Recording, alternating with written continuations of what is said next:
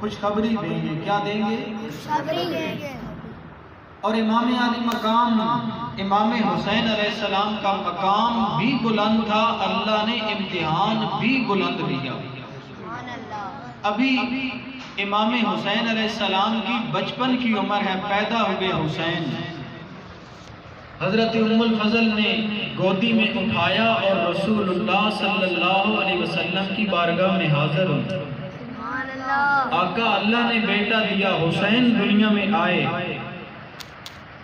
میرے آقا نبی کریم صلی اللہ علیہ وسلم نے جیسے ہی حسین کو اٹھایا، ابھی وہ نواسے اور بیٹے کی خوشی میں محبت اور مسکراہٹ کے جذبات مکمل نہیں ہوئے تھے کہ چشمان مصطفیٰ صلی اللہ علیہ وسلم سے چھم چھم آنسوؤں کا سیلاب جاری ہو گیا.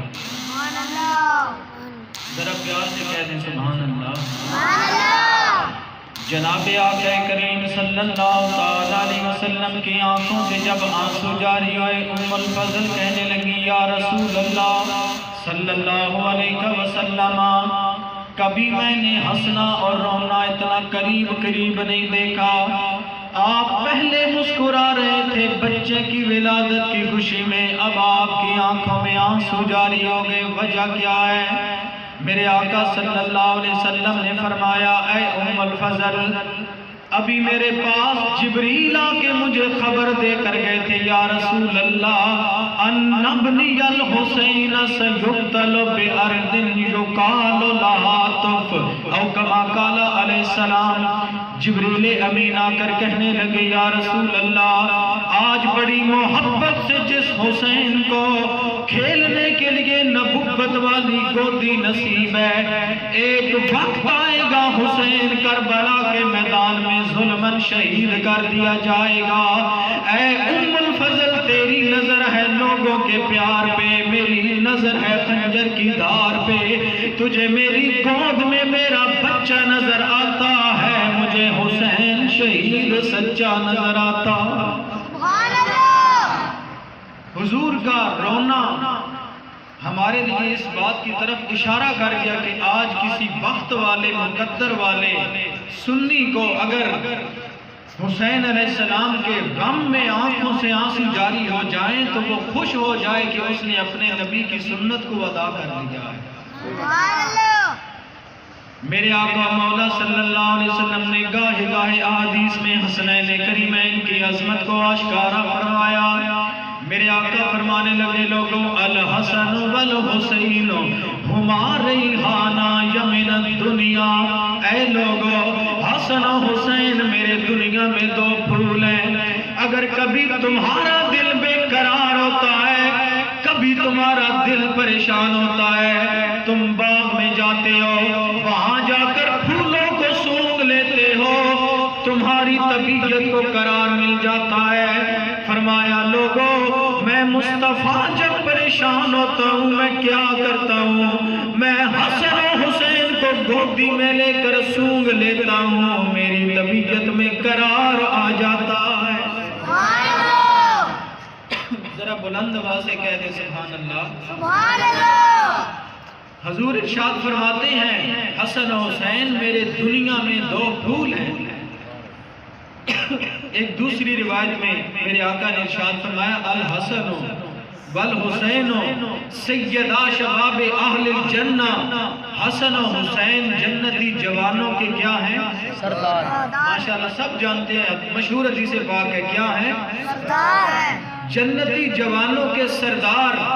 اگر کسی کو حقداری ملے تو وہ منظر نامہ آپ کے سامنے عشرہ مبشرہ کو حضور نے نام لے کر ان صحابہ کا جنت کا وارث بنایا.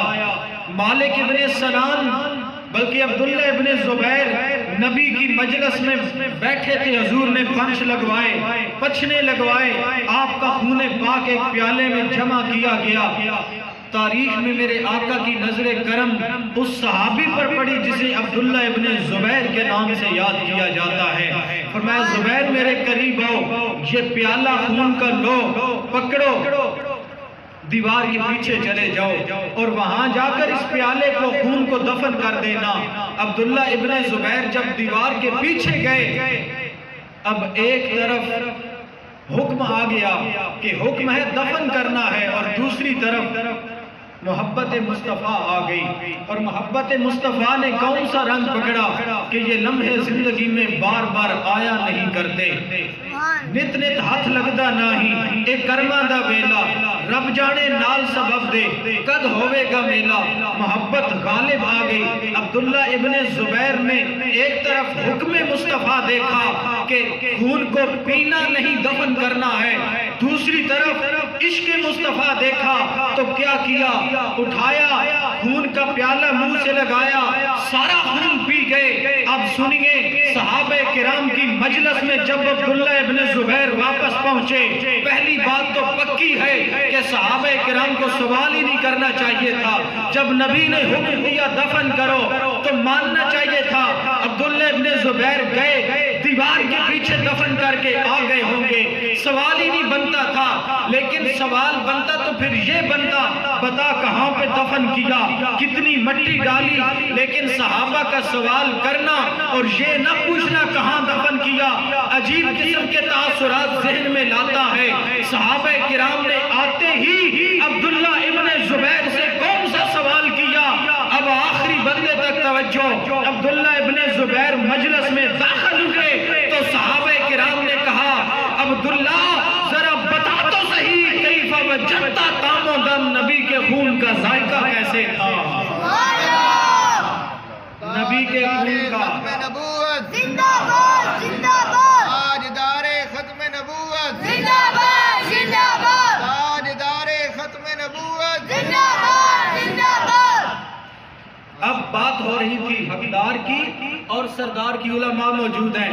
حقدار خود جب چاہے جنت میں داخل ہو جائے، اور سردار وہ سردار ہوتا ہے، وہ خود بھی جنت جاتا ہے، جو اس کی غلامی کا پٹا گلے میں ڈال لے اسے بھی ساتھ ہی لیتا جاتا ہے۔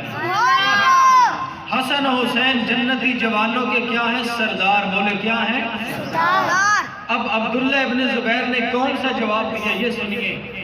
جواب دیا کہ تم نے صحابہ محبت سے پوچھا ہے نا، یہ محبت کی باتیں ہر ایک کو بتائی نہیں جاتی، یہ پیار کی باتیں چھپا کے رکھی جاتی ہیں، آشکارا نہیں کی جاتی، لیکن صحابہ تم نے بھی پیار سے پوچھا ہے تو سنو، جب میں نے نبی کا خون کو چکھا تو وہ شہد سے زیادہ میٹھا تھا، اور جب میں نے سونگھا تو نبی کا خون کستوری سے زیادہ خوشبودار تھا۔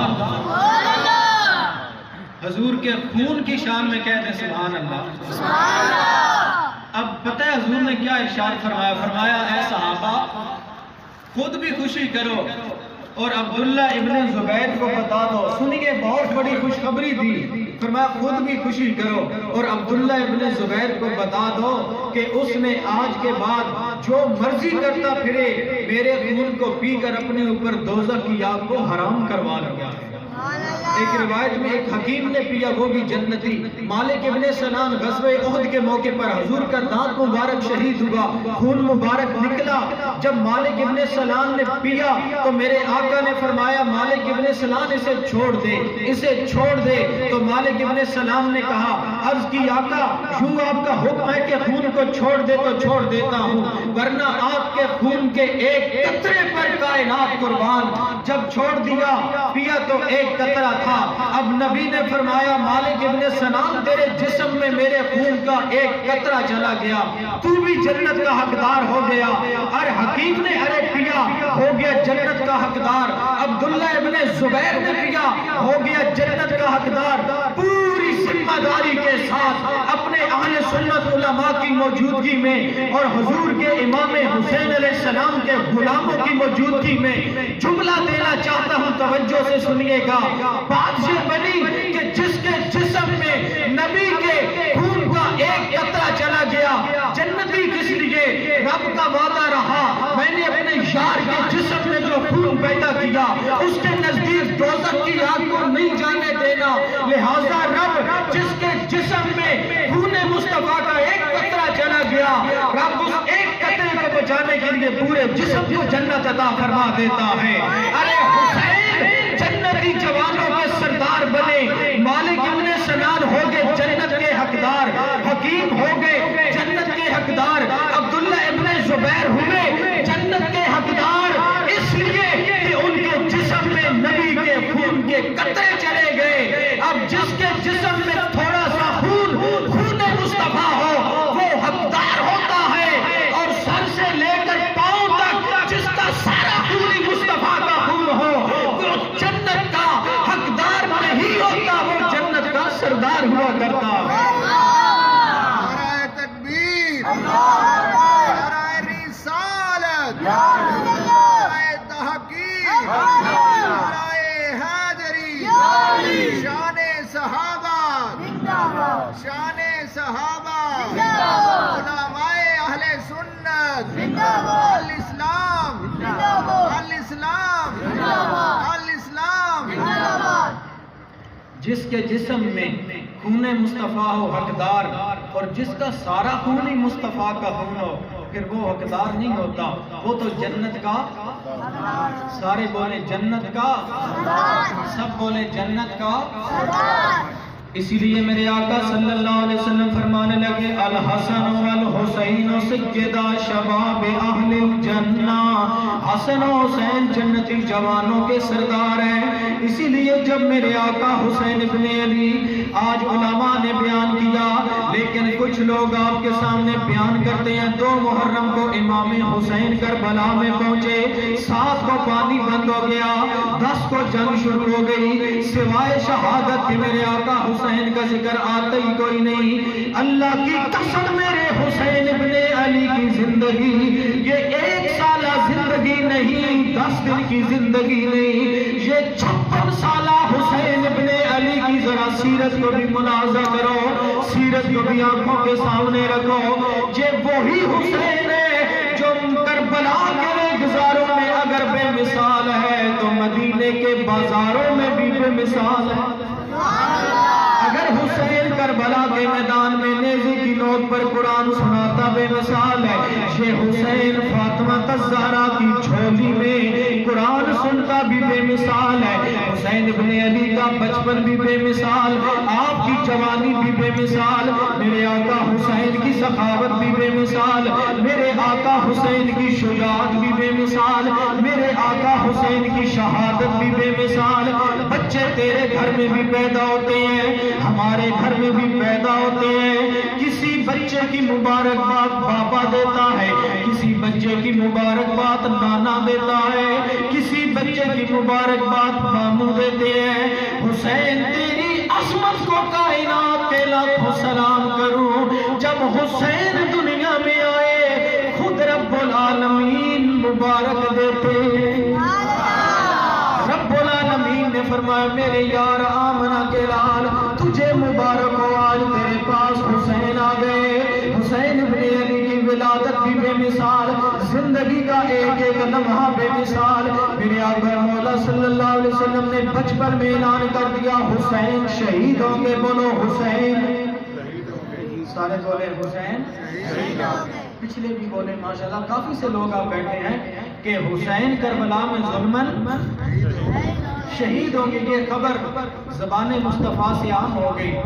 اب بچپن میں جب یہ خبر عام ہوئی تو سیدہ فاطمہ الزہرا دعا کر سکتی تھی، اور دعا فرما کے سیدہ فاطمہ الزہرا التجا کر کے کہتی مولا اس امتحان کو ڈال دے تو دعا قبول ہوتی مستجاب دعوات. مولا علی جن کی عصر کی نماز قضا ہو جائے تو ڈوبا سورج واپس نکلوا کر مولا علی نماز پڑھتے ہیں. ارے نانا مصطفیٰ بھی نبیوں کے سلطان مستجاب دعوات، لیکن دعا نہیں کی مولا امتحان ڈال جائے. اس کی وجہ یہ تھی کہ جب دین کی آبیاری کا وقت تھا علماء کی نظر پیر سیال کا خادم ہونے کی حیثیت سے یہ جملہ پیش کرنا چاہتا ہوں، اور حسینی کی نظر کہ جب دین کی آبیاری کا وقت تھا، کہ جب اس کائنات میں دین اسلام کی آبیاری کا وقت تھا کہ امام حسین علیہ السلام کے نانا جان نے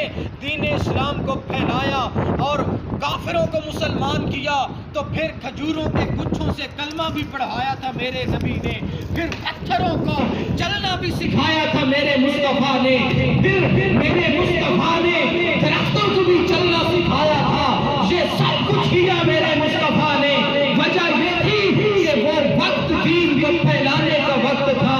جب دین پھیلانا ہو تو معجزات دکھائے جاتے ہیں، پھر ولی اللہ کرامات دکھاتے ہیں۔ جب کربلا کا میدان ہو تو وہاں دین کو اجاگر کرنے کے لیے، زندہ جاوید کرنے کے لیے کرامات کا وقت نہیں تھا۔ حسین اشارہ کر کے درائے فرات حسین کے قدموں کو چومتا۔ حسین اگر اشارہ کرتے کائنات کے سارے بادل اکٹھے ہو کر حسین ابن علی کے سر پر رحمت کی بارش نازل کرتے، لیکن حسین کرامات نہیں دکھاتے۔ حسین ابن علی نے بتایا عمل سے کہ جب دین کو پھیلانا ہو، اسلام کو پھیلانا ہو تو پھر کرامات دکھائی جاتی ہیں، معجزات دکھائے جاتے ہیں۔ جب اسلام کو بچانا ہو تو پھر کرامات نہیں، پھر خون دے کر اسلام بچانا پڑتا ہے۔ نعرہ تکبیر، نعرہ رسالت، نعرہ تحقیق، نعرہ حیدری، حسینیت، حسینیت۔ اسی لیے حسین جب کربلا کے میدان میں گئے تو ان ظالموں نے کہا حسین بیعت کب کرے گا؟ یوں یزید کے ہاتھ پہ ہاتھ یہ کیسے آئے گا؟ اس کا ایک ہی حل ہے کہ حسین کا پانی بند کر دو۔ 7 محرم کا دن آیا، امام علی مقام امام حسین علیہ السلام کا پانی بند کر دیا کہ حسین قرآن کو چھوڑ دے گا، لیکن اسے کیا معلوم تھا کہ یہ موقف نہ پیاسوں سے بدلا، نہ غموں کے ہجوموں سے بدلا۔ ارے یہ موقف کبھی نہیں بدلا، اس لیے کہ محمد مصطفیٰ کے باغ کے سب پھول ایسے ہیں یہ بن پانی کے تر رہتے ہیں، مرجھایا نہیں کرتے۔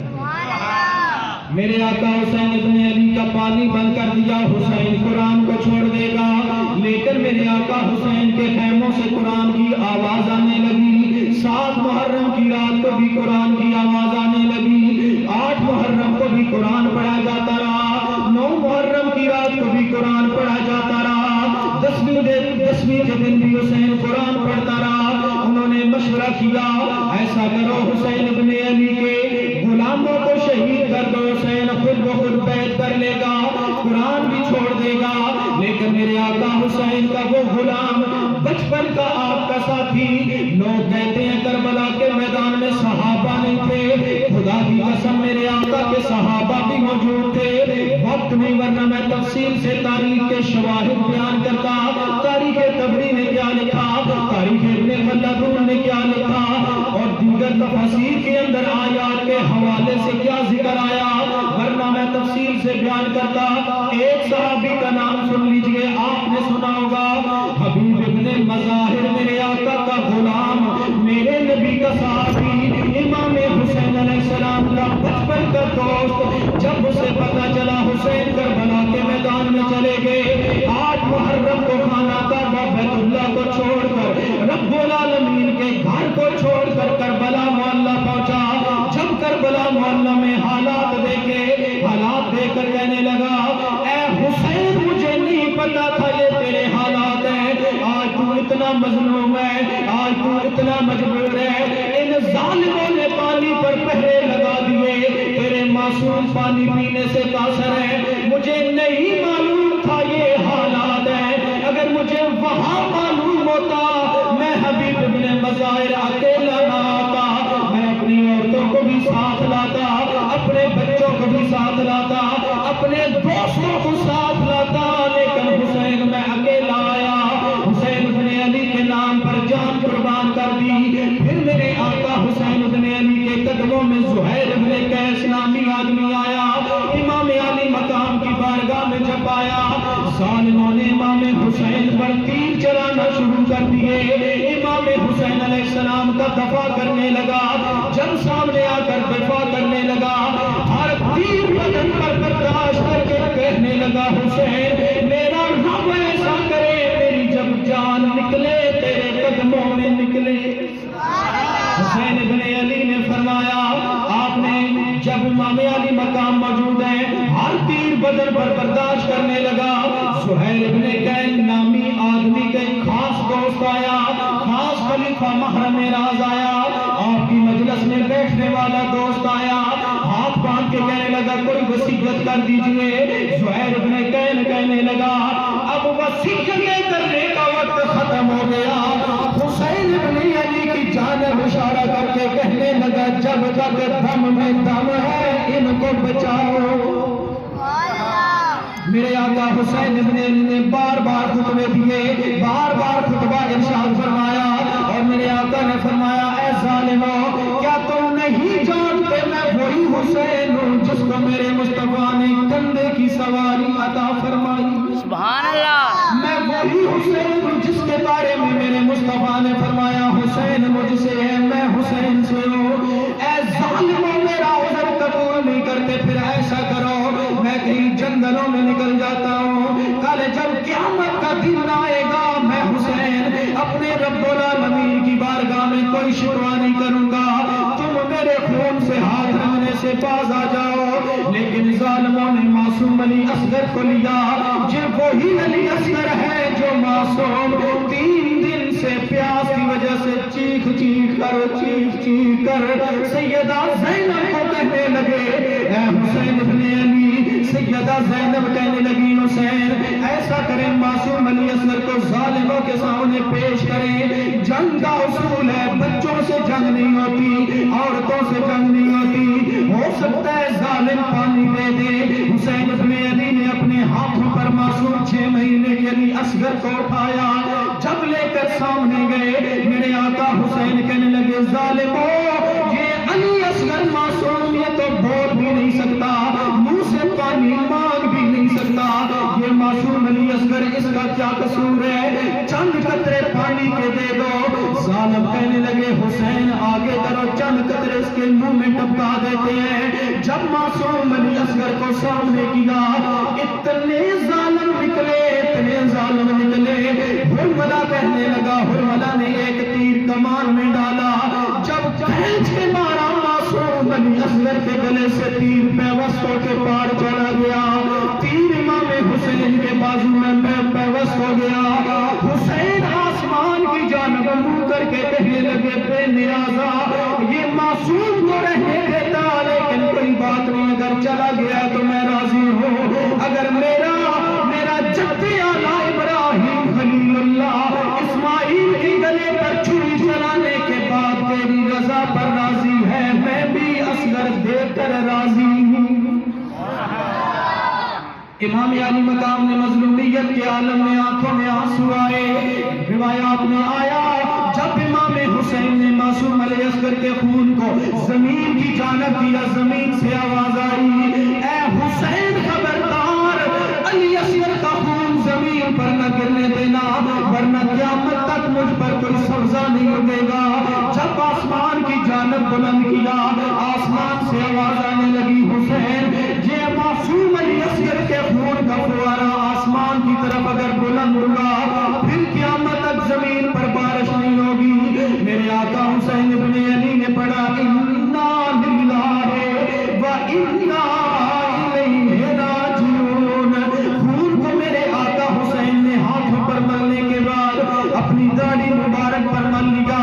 اب ظالم کہنے لگے معصوم علی اصغر چلا گیا حسین کی زبان سے قرآن بند ہو جائے گا، پھر کہنے لگے اب ایسا کرو حسین کا جمع سال بیٹا جس کا چہرہ دیکھو تو مصطفیٰ کا حسن یاد آتا ہے۔ روایات میں آیا کہ جب 18 سالہ جوان علی اکبر میدان میں اترے نا تو شاعر نے کہا